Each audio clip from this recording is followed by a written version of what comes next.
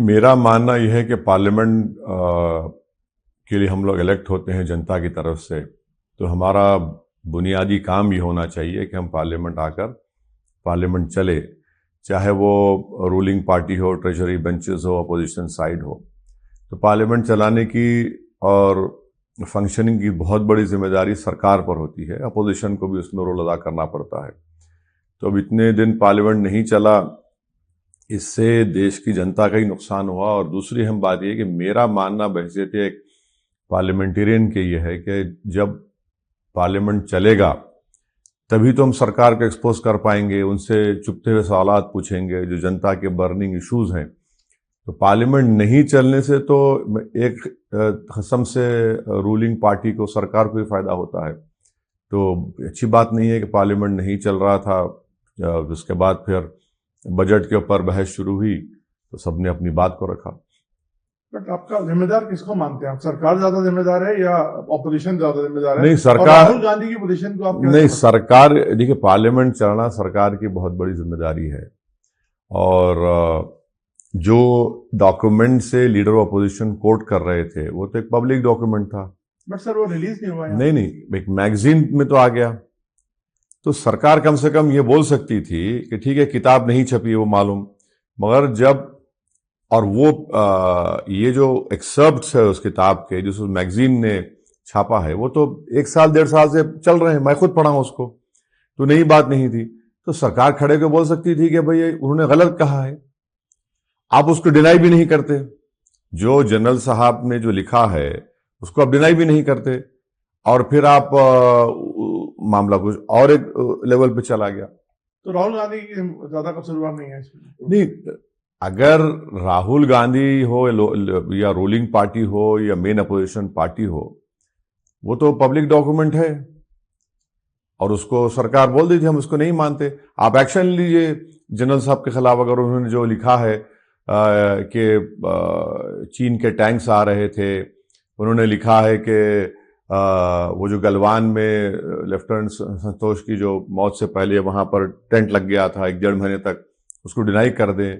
और देखिए तीसरी बात जो जनरल साहब लिखे हैं वो, इसका मैसेज क्या गया है पूरे अतराफ में, पूरे वर्ल्ड में, दुनिया में, साउथ एशिया में, कि चीन के टैंक्स आ रहे और मैं अपनी सरकार से पूछ रहा हूं। यानी अब इन लोगों को क्या मैसेज जाएगा अतराफ के जो कंट्रीज हमारे, खासतौर से चाइना और पाकिस्तान को या वेस्टर्न कंट्रीज को, कि भाई फौज कुछ नहीं करेगी जब तक पॉलिटिकल लीडरशिप कुछ ना उनको बोले ना करे। तो ये एक बड़ा ही ये बड़ा अहम पॉइंट मुझे लगता है कि जो हम लोग उस पर गौर नहीं कर रहे हैं।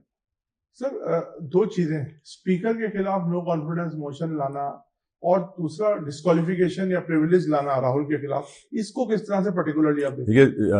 ओम बिरला साहब के साथ जो पिटीशन दिया गया है उसमें मैं सिग्नेचर ना मुझसे पूछा गया, ना मेरी को सिग्नेचर उस पर है, और नहीं मालूम उसके ऊपर क्या होगा। अब रहा सवाल डिस्क्वालिफिकेशन का, तो जाहिर है वो प्रिविलेज कमेटी को जाएगा, और मेरी नज़र में उसमें ज़्यादा दम नहीं है उस प्रिविलेज कमेटी, इस प्रिविलेज मोशन में। अब ये दे दिए हैं मगर उसमें ज़्यादा कुछ होने वाला नहीं है। सर अभी रेवंत रेड्डी ने एक बयान दिया था कि आप बीजेपी के राम से ज़्यादा आपको भगवान मानते हैं, इसको आप कैसे देखते हैं इस बयान को? नहीं, जो हालिया हमारे पास तेलंगाना में म्युनिसिपल इलेक्शन कैंपेन हुआ, तो जितने बीजेपी के एमपीज हैं उनका भाषण अगर 5 मिनट का भी हो तो 5 मिनट में 3 मरतबा मेरा नाम लेते हैं। तो मैंने एक जगह पर कहा कि भाई लगता है कि तुम लोगों को अपने घर में अपने बीवी बच्चों से मोहब्बत नहीं है, मुझसे मोहब्बत हो गई है। तो अब रेवंत रेड्डी ने उसको एक और लेवल पर लेके चले गए, तो उसको अब मैं कुछ नहीं बोल सकता। वो उनका, रेवंत रेड्डी का फ्रीडम एक्सप्रेशन है, वो बीजेपी वालों का फ्रीडम एक्सप्रेशन है, और मेरा भी फ्रीडम एक्सप्रेशन है। तो वैसे साहब आपका बार बार ऐसा क्यों आता है कि बीजेपी के क्लोज आप हैं आप लोग, ये बार बार एक्सप्रेशन क्यों बनाया जाता है? नहीं, तो मैं तो सबकी लैला हूं ना। रेवंत रेड्डी भी हमसे अच्छे ताल्लुकात हैं अब तक, तो हम क्या करेंगे अब? जो तो आप मतलब क्या सबसे अच्छे इक्वल अच्छे रिश्ते बनाकर? नहीं, रिश्तों का नहीं है। देखिए अगर काम चलाना है। नहीं, काम भी नहीं चलाना है। पॉलिटिकल आइडियोलॉजी की बुनियाद पर बीजेपी से हम कभी नहीं मिल सकते, समंदर के 2 किनारे एक नहीं हो सकते। रेवंत रेड्डी की हम उनको अपोज किए थे 2023 के इलेक्शन, हम तो बोले थे बीआरएस को वोट दो, जनता ने उनको सत्ता दी, अब वो मुख्यमंत्री हैं, तो मुझे तो अपने कॉन्स्टिट्यूंसीज का डेवलपमेंट करवाना है। हमारे चीफ मिनिस्टर है, तो हमने कहा कि 5 साल तक आपको हम लोग अपना सपोर्ट देंगे और एक कंस्ट्रक्टिव अपोजिशन का रोल भी अदा करेंगे। तो यही है बस। और प्रैक्टिकल अप्रोच है ये प्रैक्टिकल नहीं है, ये कंस्ट्रक्टिव अपोजिशन को अदा कर रहे हैं। जहां पे वो गलत फैसले लेते हैं हम उनको तनकीद करते हैं। सर एक और बड़ा फैसला हुआ है वंदे मातरम को लेकर, जिसपे मुस्लिम पर्सनल लॉ बोर्ड का भी अभी कुछ आया है, और आपका इस पर क्या ओपिनियन है? देखिए, जब पार्लियामेंट में जब इस पर डिबेट हुआ था, बहस हुआ था पिछले पार्लियामेंट के सेशन में, सरकार लेकर आई थी कि वंदे मातरम के 150 साल के ऊपर, तो मैंने अपने उस 10 मिनट के स्पीच में पार्लियामेंट को बताया था कि हमारा संविधान का आगाज होता है वी द पीपल से, भारत माता की जैसे संविधान का आगाज नहीं होता। और जब संविधान को हम लोग अपना रहे थे तो उस वक्त कॉन्स्टिट्यूंट असेंबली के 2 मेंबर्स ने, एक ने कहा कि वंदे मातरम शुरू करो, उसको रिजेक्ट कर दिया गया उस दिन। फिर एक ने कहा कि ये कहो कि हर पीपल, उसको रिजेक्ट कर दिया गया। तीसरा ये कि हमारे संविधान का जो प्रियम्बल है, liberty of thought, expression and belief है ये।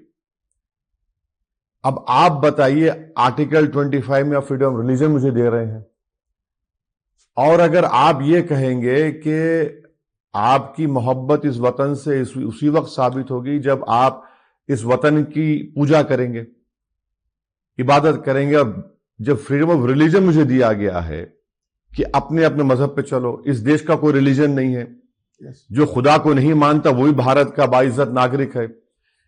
और एक बात याद रखिए, जब हैदराबाद की मक्का मस्जिद से मौलवी अलाउद्दीन ने अंग्रेजों पर हमला किया था रेजिडेंसी के ऊपर जाकर, तो पहला मुजरिम काला पानी का मौलवी अलाउद्दीन थे। उनको क्या कहेंगे आज अब जिंदा रहेंगे तो? मौलाना हुसैन अहमद मदनी और महमूद हसन साहब माल्टा की जेल के सहन में 6 महीने थे। यूसुफ मेहर अली ने नारा दिया था क्विट इंडिया मूवमेंट को, उनको क्या बोलेंगे आप? और मुरादाबाद के मौलाना काफी जिहाद का फतवा दिए, 2 दिन में ट्रायल चला, उनको फांसी दे दी गई। और जब फांसी पे जा रहे थे तो वो प्रॉफेट मोहम्मद सल्लल्लाहु अलैहि वसल्लम की नात पढ़ते हुए जा रहे थे। तो मौलाना अबुल कलाम आजाद अगर आज रहते तो आप उनको क्या बोलेंगे? ये हम बोलना चाह रहे कि अच्छा, आखिरी बात, जिस दिन हमने संविधान को अपना लिया, राजेंद्र प्रसाद साहब ने खुद से कह दिया विदाउट स्टैट्यूटरी रेजोल्यूशन के कि नेशनल सॉन्ग होगा। अच्छा नवीन साहब, 1971 का नेशनल ऑनर्स एक्ट है, उसमें नेशनल एंथम, नेशनल एम्बलम और कॉन्स्टिट्यूशन को आप इंसल्ट नहीं कर सकते। और एक सुप्रीम कोर्ट का केस है 1986 का, बीजू इमानुएल केरला का, जिहोवा विटनेस थे, उन्होंने खड़े हो गए, उन्होंने कहा मैं जनगण मन नहीं पढ़ूंगी वरना वो मेरे धर्म के खिलाफ में, खड़े हो गए। सुप्रीम कोर्ट ने कहा उनका राइट है वो।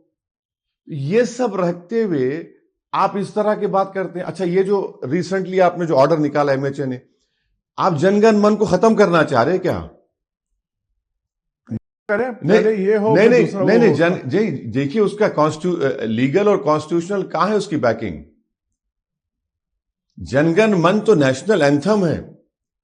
और आनंद मठ की किताब अगर आप पढ़ेंगे कभी, मैं आपसे रिक्वेस्ट करूंगा, पेज नंबर 79, 80, 115, 116, 98 पढ़िए आप। उसमें तो इस्लाम धर्म के खिलाफ बातें लिखी हुई हैं।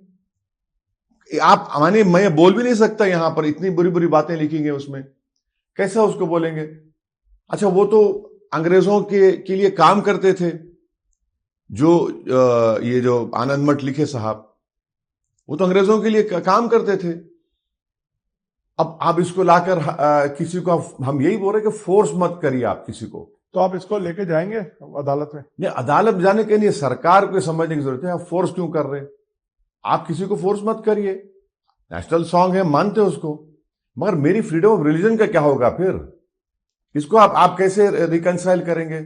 आप तो नहीं कर सकते। वो तो कहते हैं कि देश की अगर माँ को, देश को माँ मान रहे हैं उसकी नहीं, देखिए मैं अपनी माँ की कोख में 9 महीने रहा, और खुदा ने मुझे अपनी माँ की कोख में रखा, पैदा किया। मैं अपनी माँ को खुदा नहीं मानता हूं। मैं अपनी मेरी माँ की मैं बेहद, और मैं मानता हूं कि हमारे प्रॉफेट मोहम्मद सल्लल्लाहु अलैहि वसल्लम के माँ के पैरों की जन्नत है, मगर मेरी माँ मेरे लिए खुदा नहीं है। अगर ये लॉयल्टी का टेस्ट हो जाएगा तो फिर आप क्या कहेंगे उन लोगों को जो इस अंग्रेजों को भगाने में अपना सब कुछ कुर्बान कर दिए। नेताजी सुभाष चंद्र बोस के साथ जर्मनी से लेकर जापान तक अगर कोई सबमरीन में गया था, कोई संगी था क्या? वो हैदराबाद का मुसलमान था। जर्मनी से लेकर मौजूदा जापान तक नेताजी साथ वो रहा। आप उनके क्या बोलेंगे? आप उनको कौन थे? वो हैदराबादी था वो। अच्छा, ये तिरंगा जो हमारा फ्लैग बनाया गया, कौन बनाए? हैदराबाद की एक मोहतरमा ने बना कर दिया पूरा उसको। तो वफादारी का अगर आप सर्टिफिकेट, तो हमको जरूरत भी नहीं है, मगर इसको आप लॉयल्टी का टेस्ट कैसे बना रहे हैं? अच्छा, इन लोगों ने, अच्छा ये बात बताइए, बीजेपी से, आरएसएस से पूछ लीजिए, जिस वक्त वर्ल्ड वॉर 1 हो रही थी इन्होंने सबको भर्ती कराया, और जब मुस्लिम लीग के साथ नॉर्थ वेस्ट फ्रंटियर और बंगाल तक सरकार में आप लोग शामिल थे, मुस्लिम लीग के साथ श्यामा प्रसाद मुखर्जी तो होम मिनिस्टर थे। तो ये आप इन बातों को भूल जाएंगे। ऑर्गेनाइजर मैगजीन पढ़ लीजिए आप, कौन सा है, 28 दिसंबर का। आपने तो नेशनल फ्लैग को अशुभ कहा, मनहूस कहा कि 28 दिसंबर 1915 ऑर्गेनाइजर मैगजीन, मनहूस है, ये 3 रंग मनहूस है। आप बोलिए उसको क्या बोलेंगे? किसने कहा था कि हम बाबा साहब के संविधान को नहीं मानते, मनुस्मृति को मानते? गोलवालकर साहब ने कहा। आप हमको बोल रहे हैं भाई, आपका इतिहास भी तो आप पढ़ लीजिए। अच्छा, कौन सा एक आरएसएस वाला मरा अंग्रेजों की गोली से, बताइए हमको। मैं जिस शहर से आता हूं, मौलवी अलाउद्दीन पहला मुजरिम था काला पानी का। तुर्रेबाज खान की लाश सुल्तान बाजार में आज में दिखाएंगे आपको, 4 दिन तक लटकी भी रही। आपका कौन सा आदमी मरा? हां, हेगडेवर साहब एक मर्तबा जेल गए थे, वो सेंट्रल प्रोविंस के कांग्रेस के लीडर थे। किस लिए गए थे मालूम? नवीन साहब, खिलाफत मूवमेंट की तकारीर के ऊपर गए थे वो। अब आप उसके बाद आपने तो कह दिया कि नहीं अब हम हिस्सा नहीं लेंगे उसमें। हिस्सा ही मत लीजिए जंग आजादी में।